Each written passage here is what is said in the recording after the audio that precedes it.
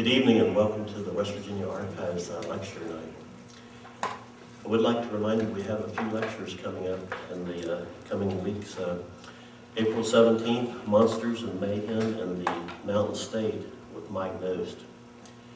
May 6th, Civil War Cerrito, a Northern Experiment by Dr. Ken Bailey.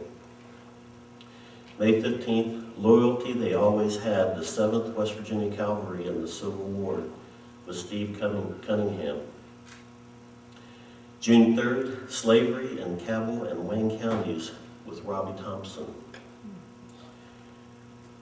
I would like to remind you that our lectures are on YouTube, on our YouTube channel, and if you just so desire, you can go back and look over those. Several years now is on there.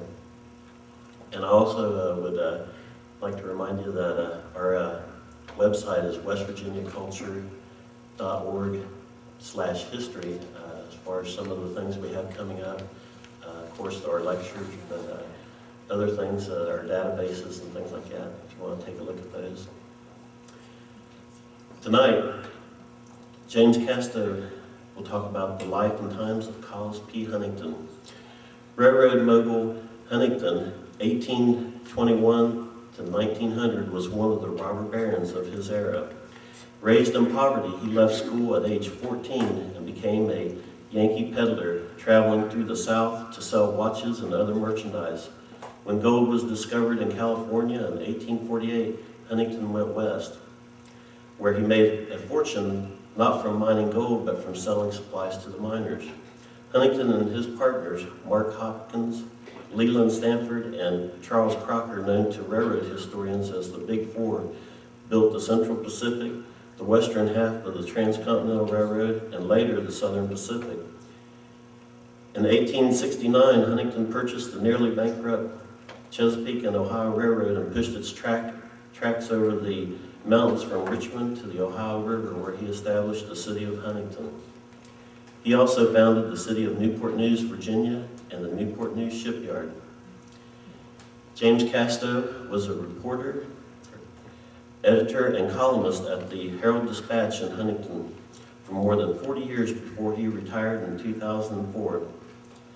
Costumed as Collis P. Huntington, he frequently appears at civic clubs, schools, and other groups in a first-person program that offers a glimpse of the rail tycoon's life. Casto attended Bethany College and is a graduate of Marshall University, where he earned a bachelor's degree in journalism and a master's degree in English. He is the author of a number of books on regional history. In 2006, the Cabell County Public Library named it its James E. Casto Local History Room in his honor. Please welcome Jim Casto.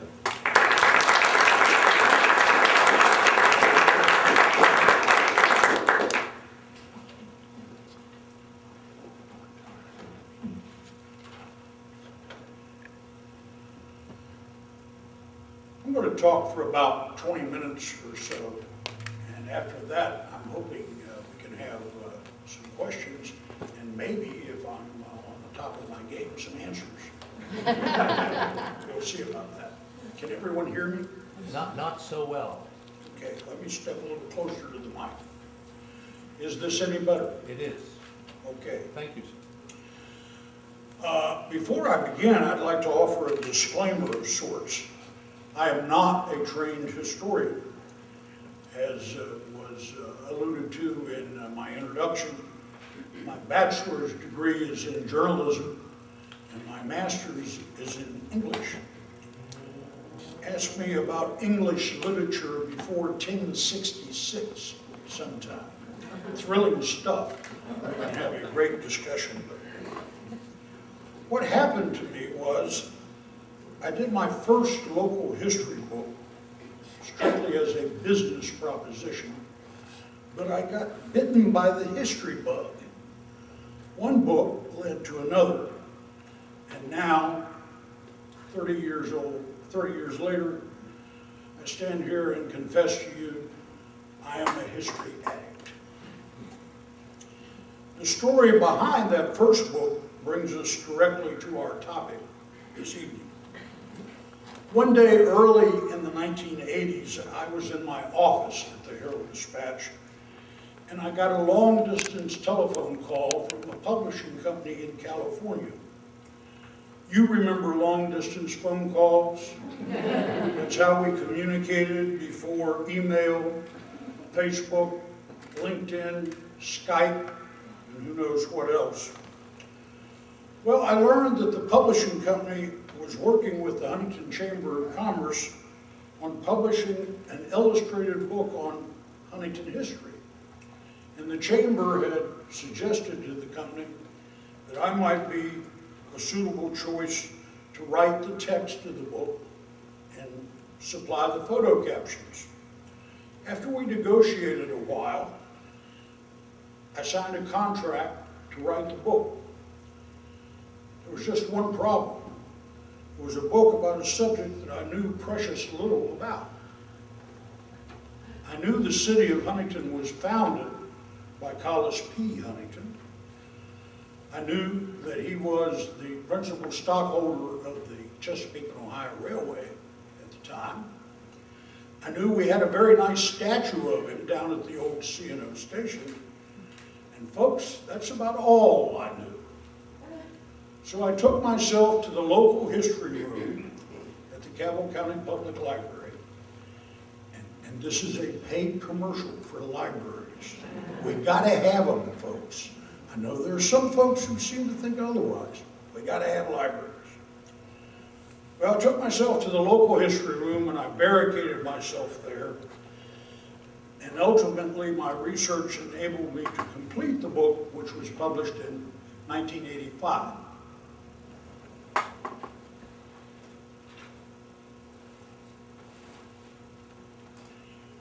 If you perhaps have a copy of this book on your shelf at home, I am pleased to tell you that it is now a collector's item and it is worth twice what you paid for it. Not a bad deal.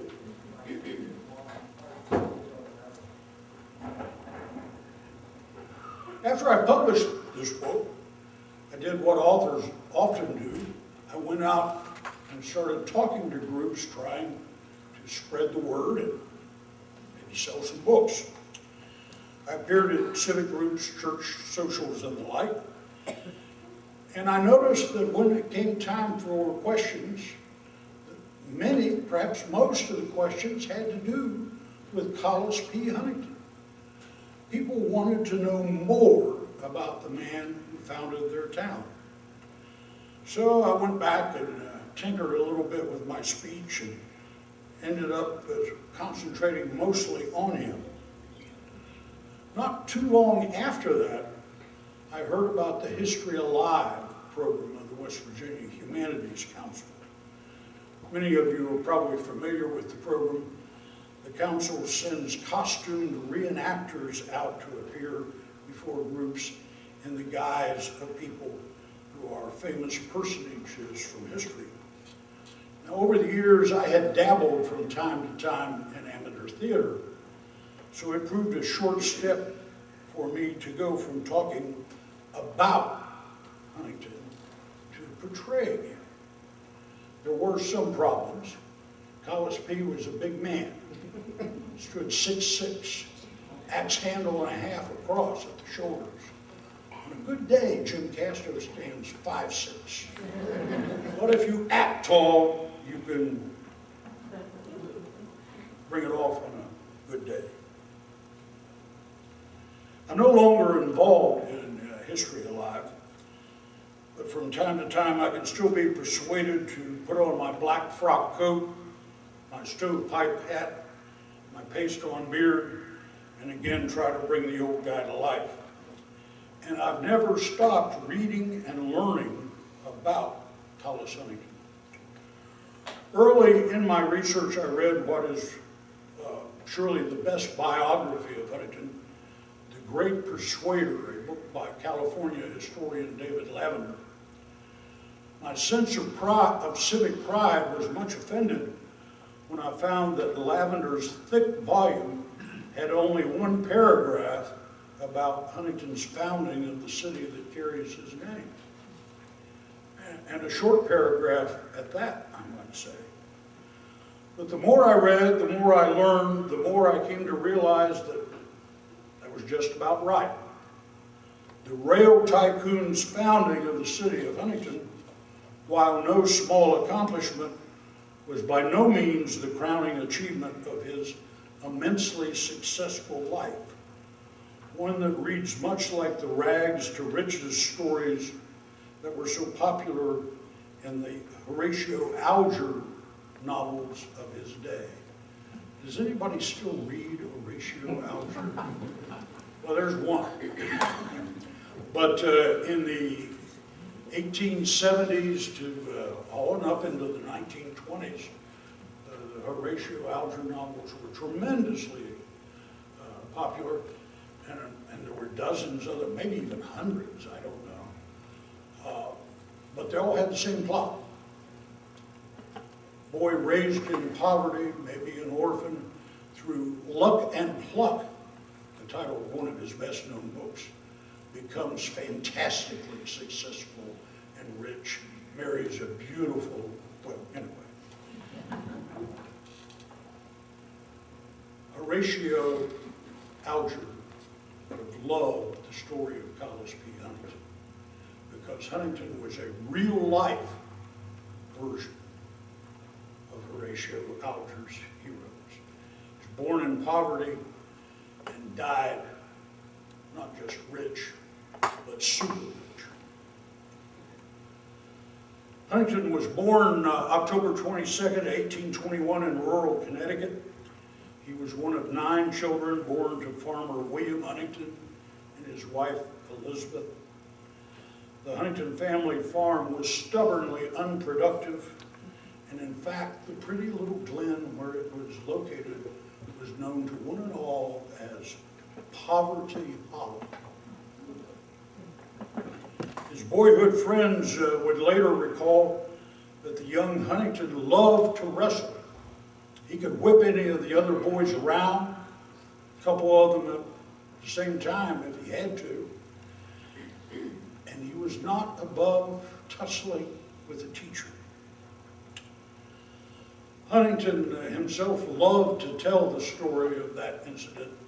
And if you'll allow me, I'm just going to quote directly from him. The penalty in our school for bad spelling, as fixed by the teacher, Mr. Peck, was 1 blow of a heavy ruler on the palm of the hand for every word misspelled. I was never in those days, nor am I now, much of a speller. So one day I agreed with 4 other boys that when the spelling lesson came up, we would all miss each and every word that was put to us. And we proceeded to do exactly that. When we were called up to the front of the class for punishment, 2 of us went for that teacher, and we whipped him good.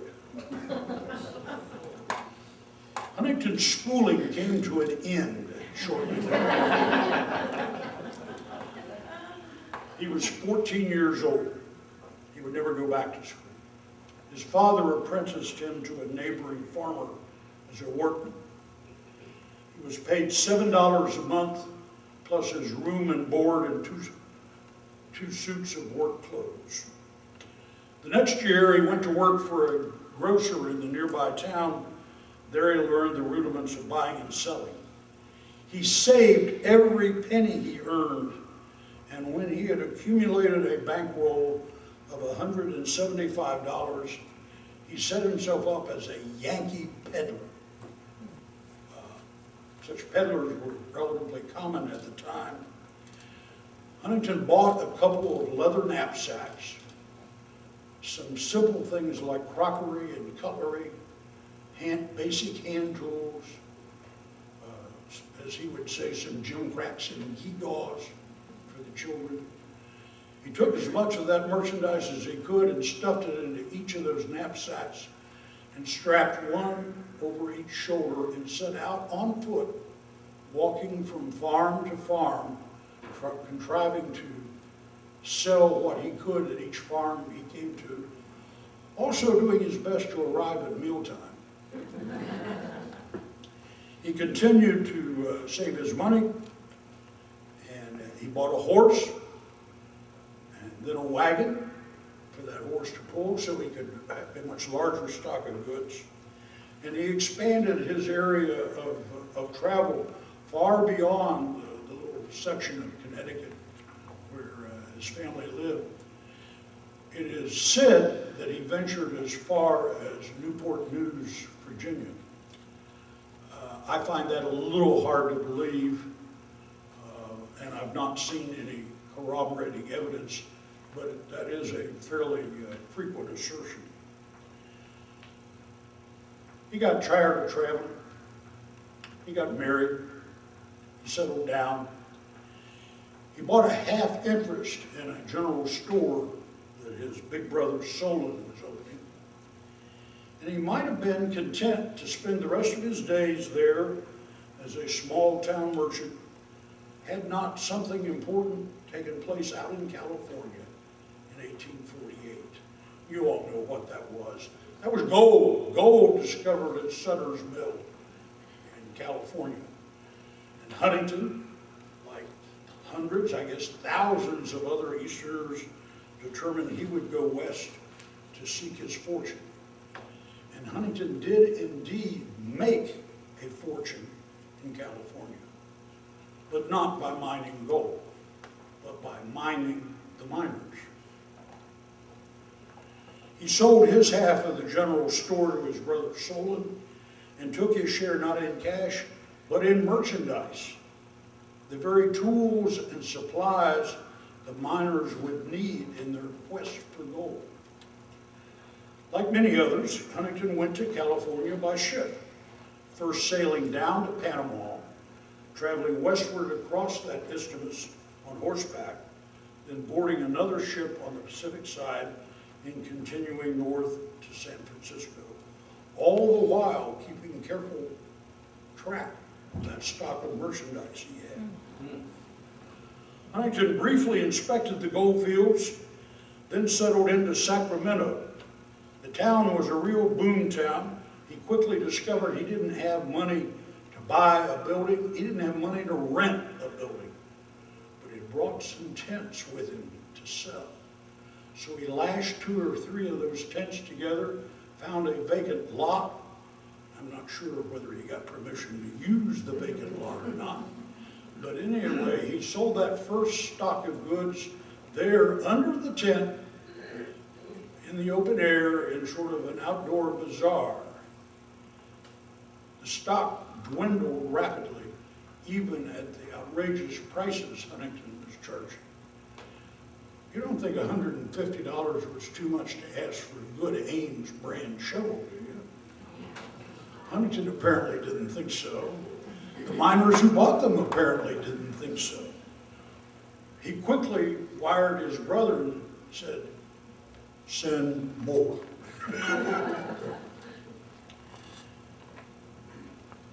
He continued to do a brisk business. He did rent a building. In 1855, he had the good fortune to meet and go into partnership with a man who would be his friend and associate for more than 20 years before his untimely death. I'm speaking of Mark Hopkins. Their Sacramento store, Huntington and Hopkins Hardware, prospered. Some have called Collis P a natural-born salesman. Maybe so, maybe not. But Mark Hopkins was a born bookkeeper, a man with an uncanny head for figures. Soon the two men began investigating horizons beyond the hardware business. They played leading roles in the formation of the Republican Party in California, and they were constantly on the lookout for opportunities to invest their considerable profits, the profits their store was generating. This being the case, it's perhaps inevitable that they would become interested in the new railroads that were being built on almost every hand. In 1860, Huntington and Hopkins joined with 2 other California businessmen, Leland Stanford and Charles Crocker, to finance construction of a few miles of California Railroad. That was the beginning of what would become a mammoth empire. Little wonder that historians refer to the four men as the Big Four. The men divided up their responsibilities. Charles Crocker, who seemed to be what we would call a people person, actually supervised the railroad construction sites. Got along well with everybody. Leland Stanford, who became governor of California, took care of the partners' interests on the state political scene. Mark Hopkins, of course, kept the books, including some of which mysteriously disappeared a number of years later when Congress started inquiring into the Big Four's business activities.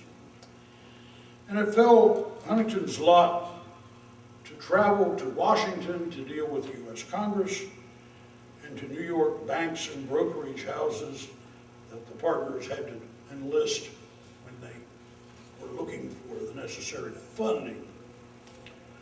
Huntington was 39 years old at the time. He'd never had any particular interest in railroads, but as fate would have it, they would be at the center of his life for the next 40 years. In 1862, after considerable lobbying on his part, Huntington was able to convince the U.S. Congress that the four partners should be commissioned to build the western half of the long proposed transcontinental railroad.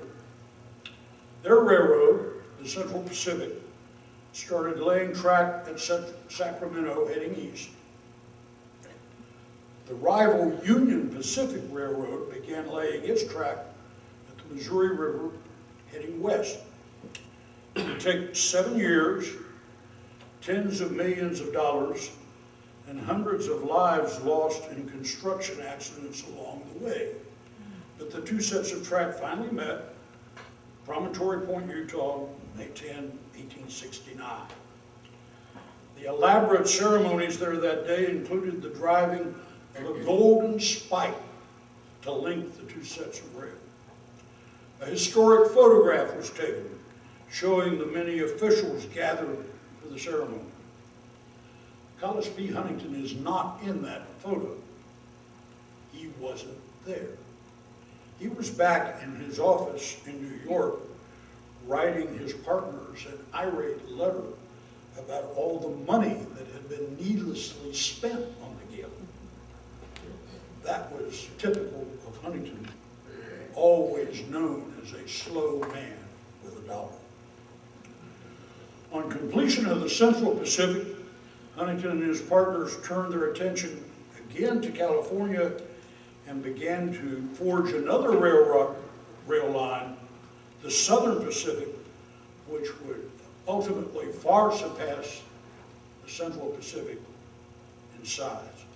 9,000 miles, the final total of miles for the Southern Pacific. Meanwhile, only very shortly after the Golden Spike ceremony, a delegation representing the C&O Railway called on Huntington in his New York office and implored him to buy a controlling interest in their railroad. People long had dreamed of connecting the James River and the Ohio River.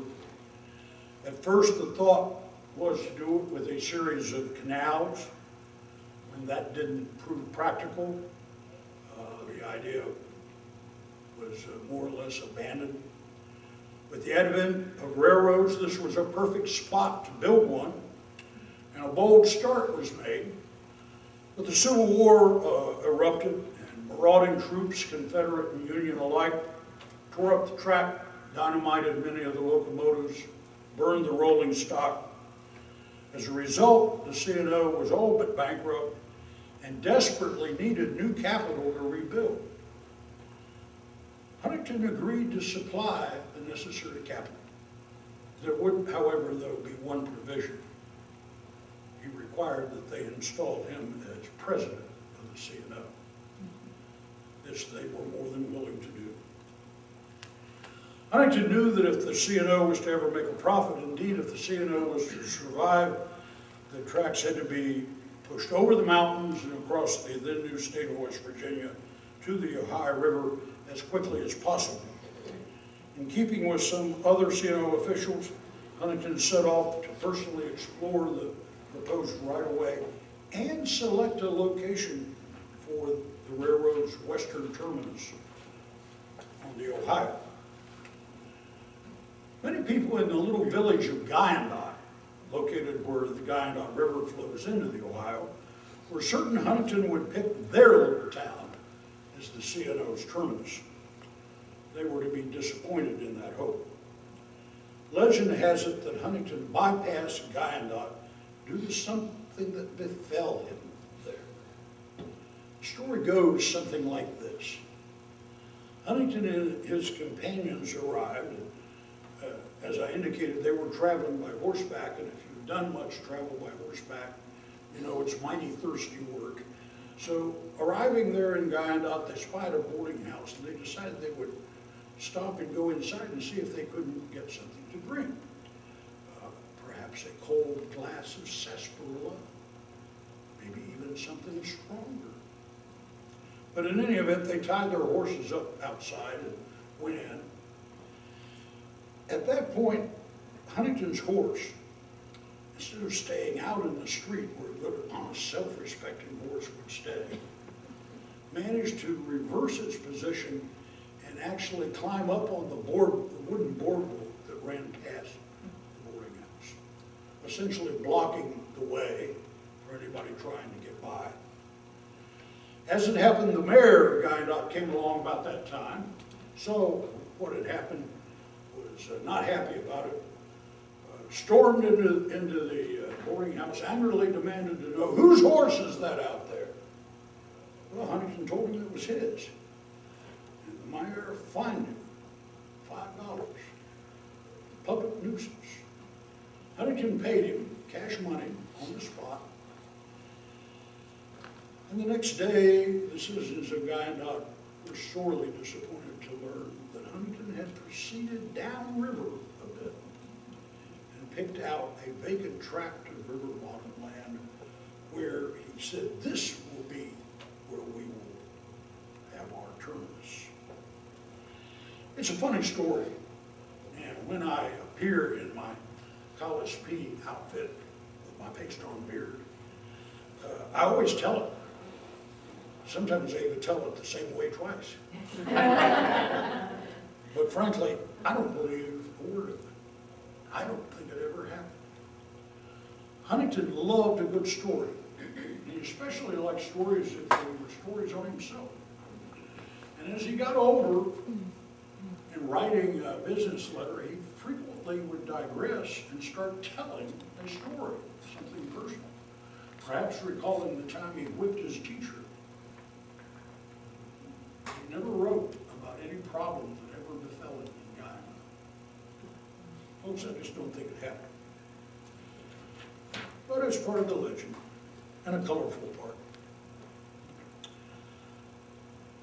Huntington had invited his brother-in-law, Dallas Emmons, to accompany him on the trip along the future right-of-way. He instructed Emmons to buy as much of the river bottom as possible. He had a vision. Huntington had a vision of an entirely new town to be constructed at the site he had selected. I believe that Collis P never intended to locate the railroad's terminus in Guyandotte or any other community. I think he always intended to start his own because there was money to be made at it.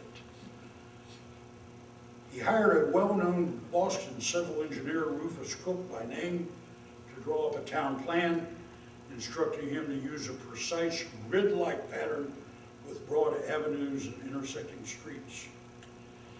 In February 1871, the new town of Huntington was incorporated.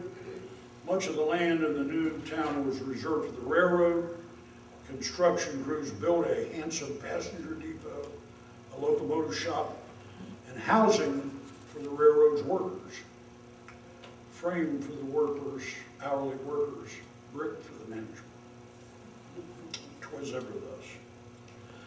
Huntington and Emmons formed the Central Land Company and began selling building lots for businesses and houses.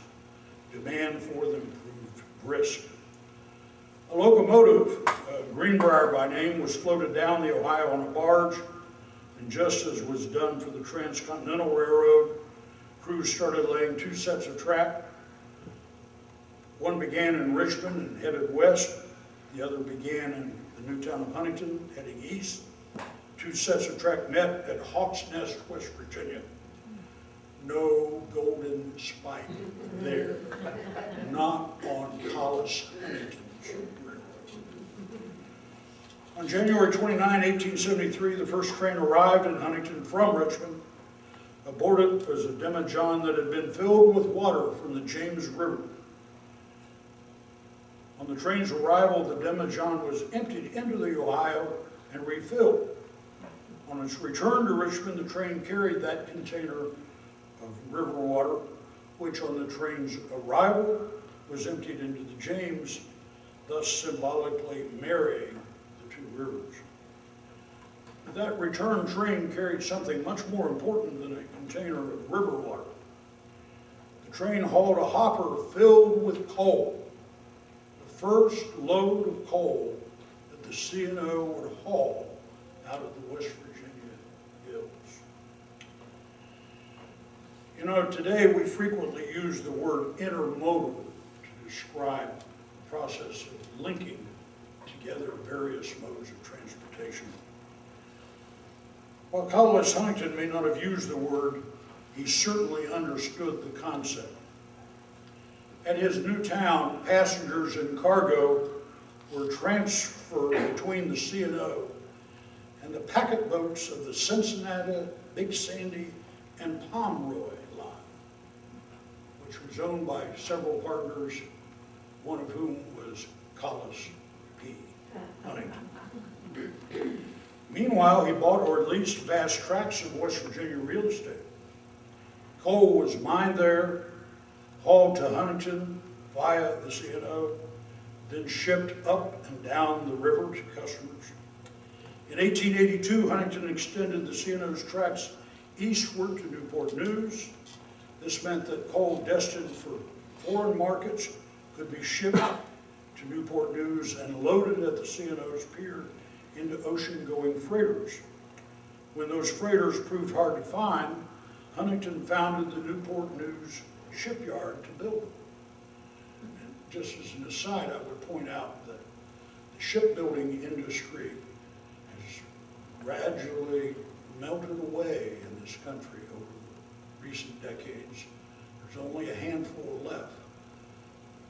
But the Newport News shipyard, which has seen a lot of different ownership changes and a lot of different names, is still doing business and still building what Huntington would call good ships.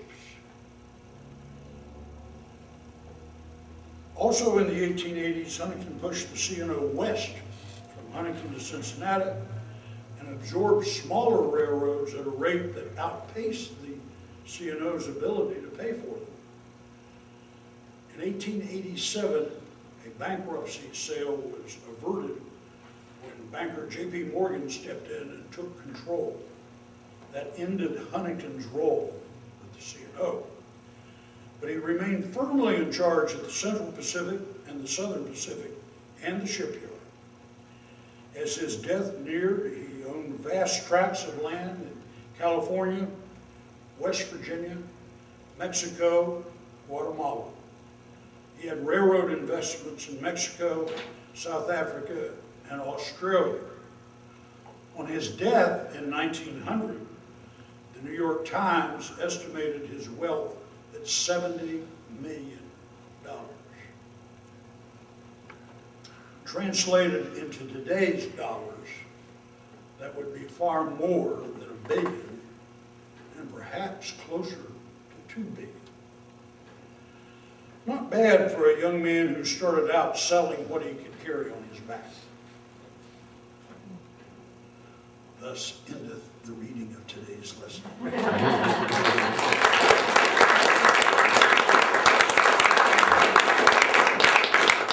So let's have some questions. I've left a lot out. My question's about Marshall. I used to go to Marshall, and he said Huntington wasn't incorporated until 1871, but Marshall is known to be started in 1837. Do you know where it was located? Wasn't it called Holderby's Landing? There was a Holderby's Landing, which stood at the river at the foot of what is now Hal Greer's Boulevard.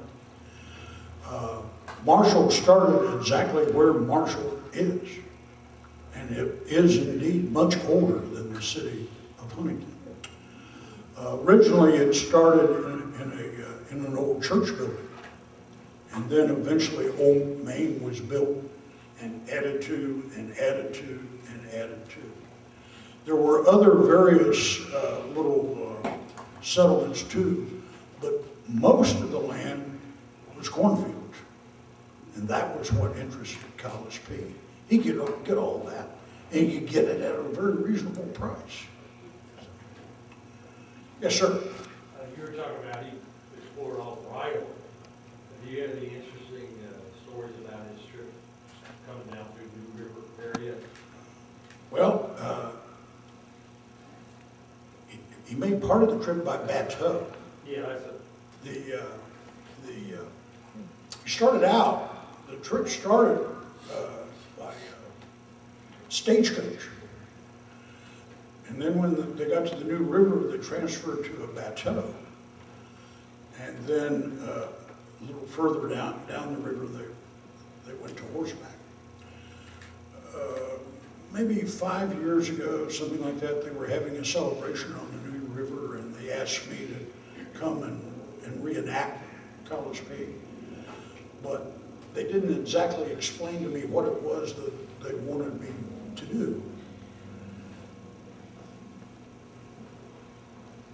And I turned up dressed sort of like this, as I generally look like when I go out and try to convince people that I own a bunch of railroads. With my frock coat and my vest and my gold watch chain and my top hat. Have you ever seen a bateau? It's sort of an overgrown canoe, and it's not the most stable watercraft ever invented. So here are all these guys in their buckskins and such. And here I am standing there with my cane, sort of weaving back and forth and wondering how far we're going to be from shore. I saw your hand up back there, Chuck. Okay, story Okay. about St. Albans, true or false? Well, which story would you like to hear? There are a lot of The stories. naming. I can't speak to the name. Okay. I don't know, but I can talk a little bit about St. Albans. We have some people from St. Albans. I'm disappointed. Collis P.'s older brother, Sol, who started the general store that Collis P. was a partner in, had a son by the name of Henry. And at some point, Solon implored Collis P. to find a job for the boy. He just can't find anything around here that is suitable for his talents. Well, as you might expect, Collis P. huffed and snorted a little bit, but eventually said, well, send him down here. I'll find something for him. Shortly after the city of Huntington was founded, the railroad in its construction had been buying cross ties. Huntington decided it would be cheaper if they built their own sawmill and cut their own cross ties. But it would need a firm hand to run it. So when Henry reported to Collis P., Collis P. told him, you are now running the St. Albans sawmill. Never mind that it was not something that Henry knew anything about. But you know, the young man did a bang-up job. So much so that Collis P said a little bit later, enough of that sawmill business. You come in and work in my office with me. And Collis P treated Henry as if he were his own son. Now let's flash forward a lot of years and indulge in a little gossip. You like gossip, don't you? I knew you did. Collis P was married twice. His first wife, Elizabeth, same name as his mother, stayed in Connecticut while Collis P went off to California to seek his fortune. When he got established, he went back east and collected her, took her out to California. She had always been somewhat delicate in health, and the move did not improve her health any, and she was essentially bedfast for years. Ultimately, she did pass away. And as Collis P / Jim Casto says, I found, like Job, that the Lord may put trials upon us, but never more than we can bear. And the Lord saw fit to give me a wonderful woman as a second wife, Arabella by name. Wonderful woman. Well, Arabella was a divorcee with a young son by the name of Archer. And the gossips of the day said that Archer was in fact Collis P's son. He and Elizabeth had never had any children. So Collis P adopted Archer. Couldn't love him anymore if he were my own son. But he never really seemed to think much of Archer. And when Collis P died in 1900, he made certain bequests to charities and such, but the bulk of that $70 million fortune was divided between Arabella and Henry. And after what might be described as a decent interval, Arabella and Henry got married. Never mind that she was about 20 years older than he was. In the meantime, Henry had gone to California and made a fortune in his own right. He was one of the first investors in Los Angeles real estate, and he got involved in the streetcar business. At one point, owned essentially all the streetcar lines in California. I'm working right now on an article for the history-based feature article for the Herald-Dispatch about Henry, which I'm calling The Other Mr. Huntington. It was Arabella and Henry who gave the statue of Huntington to the city of Huntington in the 1920s. But for some reason, they weren't able to come for the dedication. Instead, they sent the superintendent of the shipyard to give the dedication speech.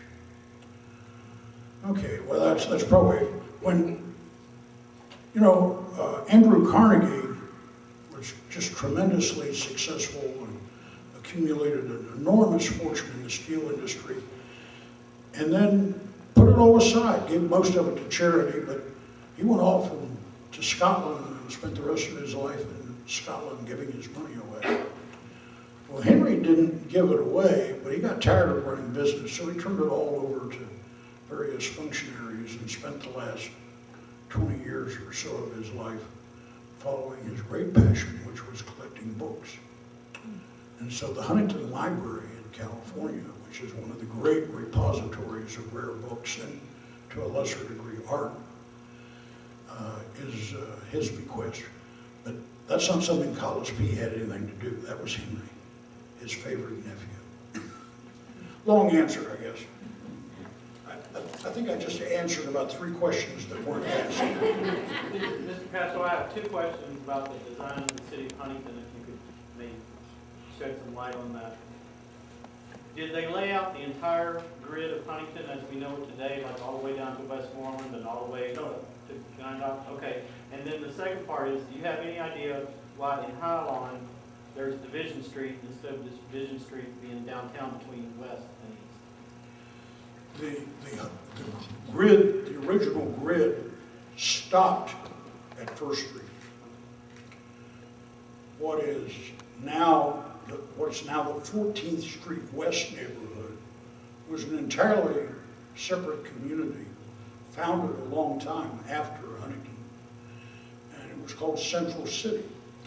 And they sort of mimicked the street plan of Huntington. But when they got to First Street, the streets didn't match.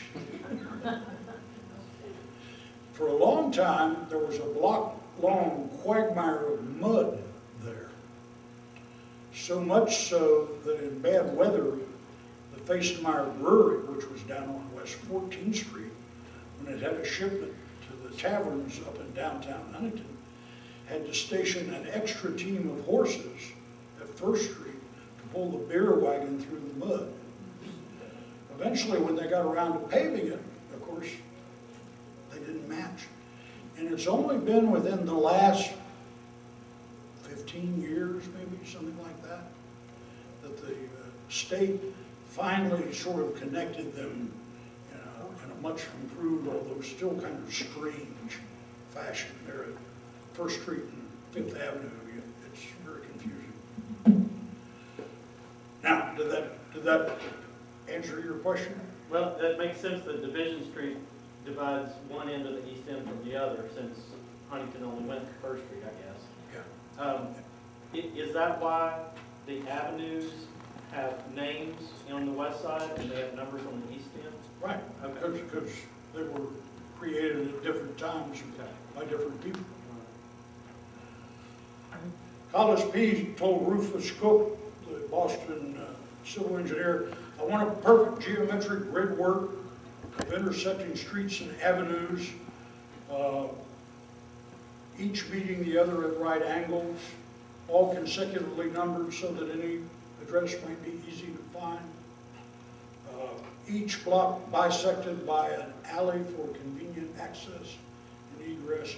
I want two of those thoroughfares, 3rd Avenue and 5th Avenue, to be broader than the other avenues.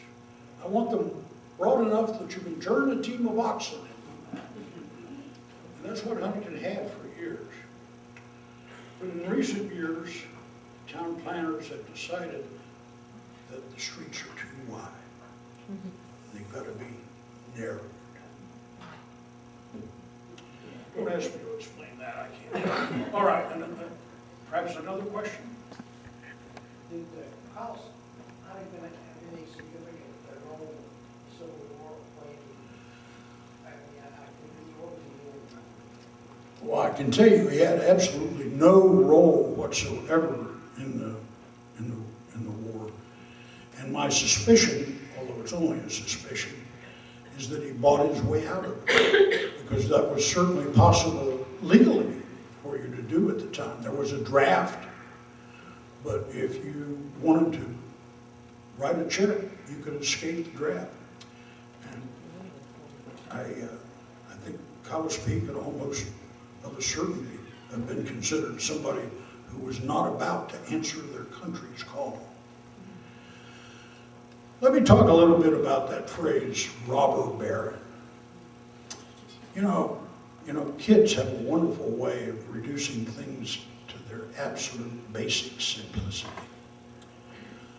I was doing my program once for a group of Brownie Scouts. And 2 questions came out of that particular Q&A afterwards that I will never forget. The one little girl asked me, "Mr. Casto, what was the name of Mr. Huntington's horse?"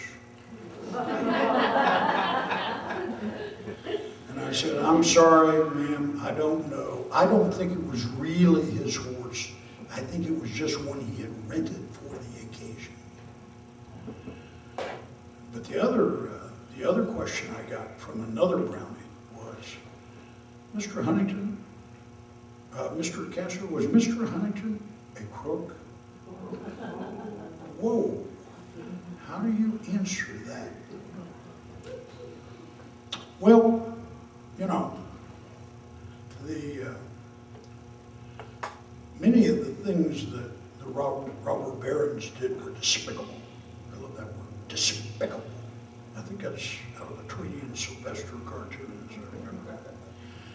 But they were perfectly legal. They were operating, they were doing business at a time when there was no Interstate Commerce Commission.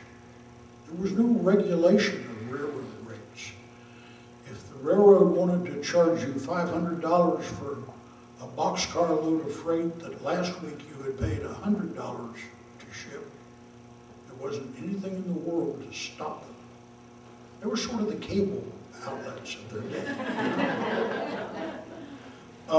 There was no Interstate Commerce Commission. There was no Securities and Exchange Commission, because some of the things the boys did was stop.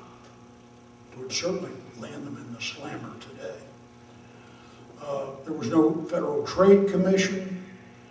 There was no Food and Drug Administration. They operated in a totally unregulated environment and answered to no one but their own conscience if they had one.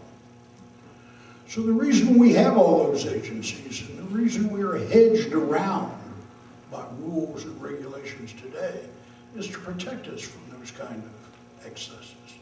So were they crooks? No, not in that sense. But you know, they called Collis P the great persuader because he was so adept at persuading people to do things his way. And I can tell you, I think the evidence is pretty clear that he did much of that persuading with cold, hard cash. And bribery was just as much a crime in the 1870s, 1880s, and 1890s as it is now. Huntington would say, I have been summoned before innumerable congressional inquiries and commissions and have never been deemed guilty of any malfeasance. He just never got caught, never was called to account. But was he a crook? Hell yes, he was a crook. But I didn't tell the brownie. I sort of left that at the first half of my answer. Was it Governor Wilson that was the one that was really fought the coal, like, I think the different ones of the rates they were charging for the local people? Well, there was really more of a to-do about that in California than there was in West Virginia. In California, while Collis P was still alive, depending on what your political affiliation was and which newspaper that you read, he was either the devil incarnate or a saint. And I guess that's just always the way it is. But, you know, Ambrose Bierce, the writer, he wrote a book called The Devil's Dictionary. Well, he did most of his writing for newspapers. And he hated Huntington with a passion. And you could probably put together a whole book of Ambrose Bierce's writings about why Huntington was a no-good son of a gun. But, you know, on the other hand, the Transcontinental Railroad might not have been built for 10 or 20 more years if those tough, rough-as-a-cob boys hadn't waited in there and built it. I talked about the hundreds of lives lost in railroad construction accidents. It was mostly shanty Irish working for the Union Pacific, mostly Chinese working for the Central Pacific.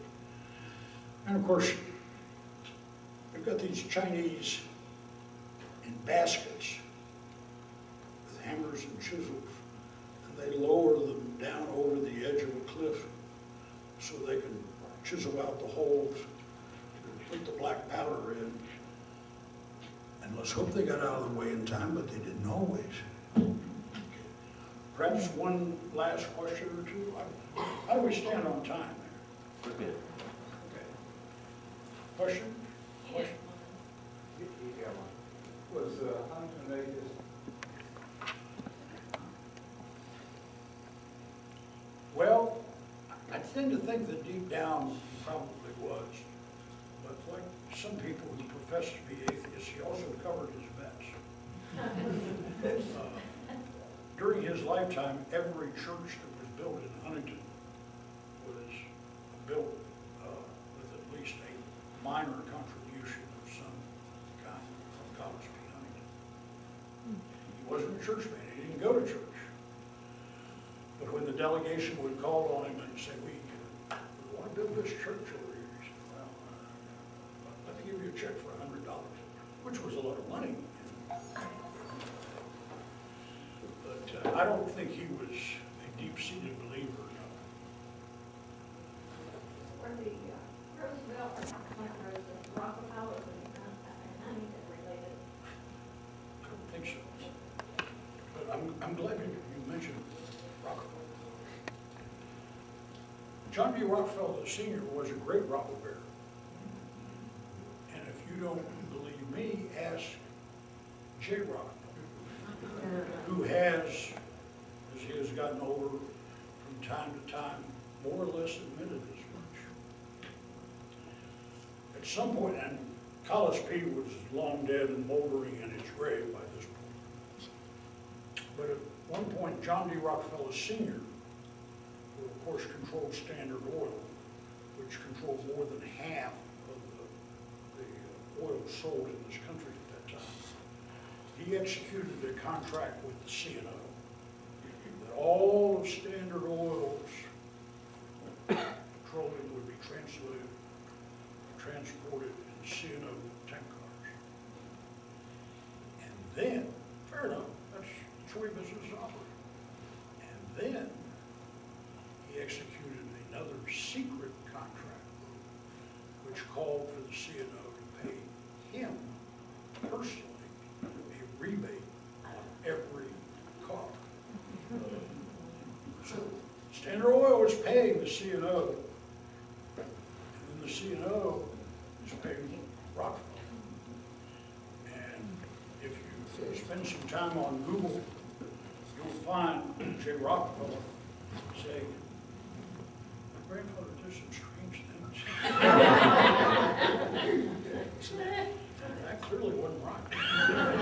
Hell yes, it wasn't right. It was wrong. It was illegal. But what can I say? One last question. Yes, ma'am.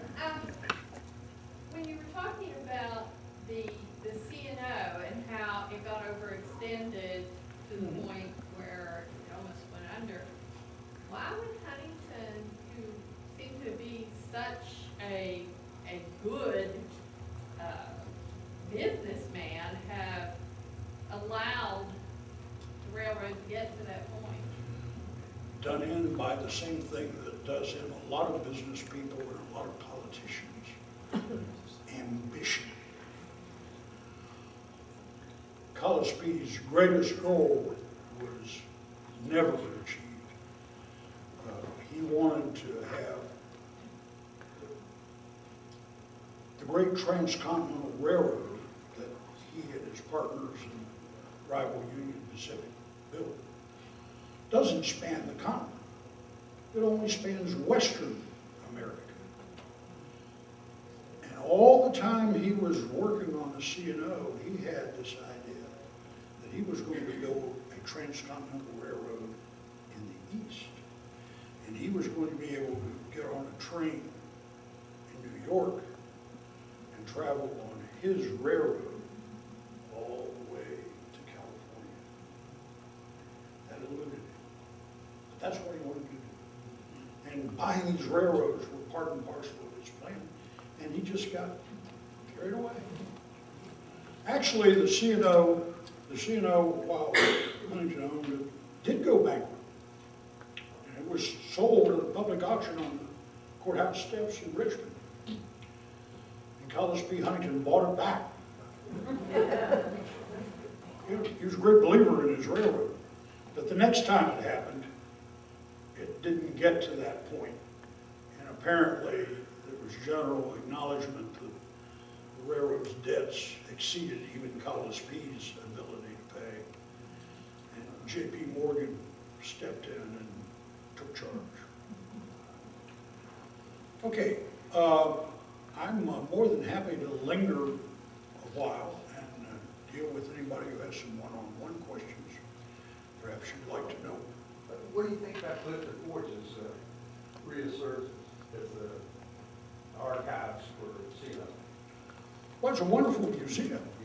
I was privileged in my frock coat and top hat and facial beard to be there to help cut the ribbon the day they dedicated it. It's not an easy place to get to it, and they're always going to be challenged. But if you are really, really interested in railroad history, you need to go to the new C&O Railway Museum in Clifton Forge, Virginia, which is a great place now, and if all of their plans materialize, it's going to become even greater. If it just wasn't so hard to get there. Okay, I'm going to linger for a while. If you have some one-on-one questions, perhaps you'd like to know more about the relationship between Collis P and his wife or whatever.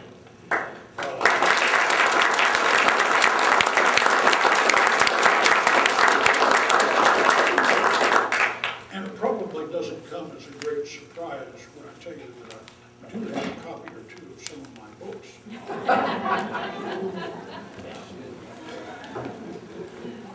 I'd like to thank everybody for showing up tonight. Thank you.